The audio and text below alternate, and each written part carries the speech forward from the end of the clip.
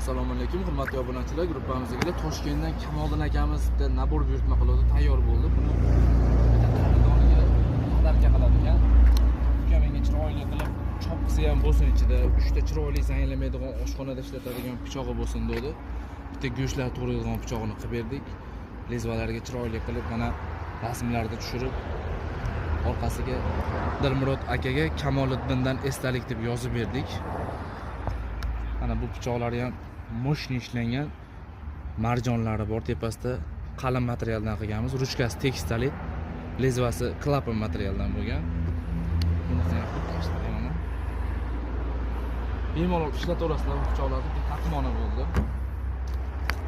Bitta reles materialdan ishlangan boltamiz, ruchkalari chinordan bo'lgan, gullarni o'yib juda moshni qilib qo'yganmiz. Lezvalarga chiroyli qilib rasmlarni tushirib, boltasiga ham yozib berdik. Yozib berish xizmatlarimiz bepul bo'ladi. Bitta cho'qqisi yorma qilib ishlangan. Suvaylarga qaytmaydi. Pichoqni o'rnida ham ishlataverasizlar. Kimga shunaqa chiroyli xizmatlar kerak bo'lsa, bemalol murojaat qilinglar. O'zbekiston bo'ylab dastavkalarimiz bor. Narxi 3.400.000 so'm. Buni dollarga aytsak, ko'pchilik senlar dollarga savdo qilasan deb, yo'q, biz so'mga savdo qilamiz. Reaksiyalarni sinab ko'ramiz. Moshni kesadi. Bu pichoq ham mana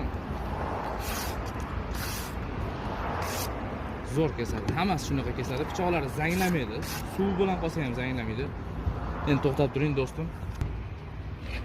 Biz suvga ham, akalashiga ham nima qilib beramiz mana. Alhamdulillah.